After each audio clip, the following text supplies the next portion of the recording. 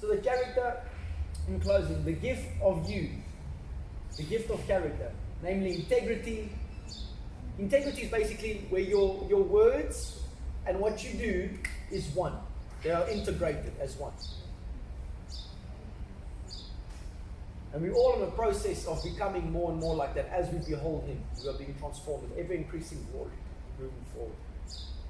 Like Paul said, and I'll say it too, I'm not saying I've already reached it, but we press forward towards the goal to win the prize, to which God has called us heavenwards in Christ Jesus. Okay. The gift of you, integrity, stability, and lastly, love. Love is the destination. And love isn't some fickle.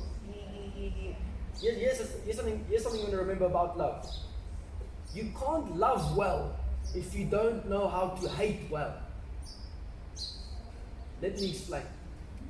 Love doesn't just accept everything. Love hates something. The word says, cling on to what is good and hate what is evil. You can't, well, let me put it two different ways. You can't say, I love God, but you're still in love with your sin too. You either love one and you hate the other one. There's no in between. So in order for you to love well, you must hate well.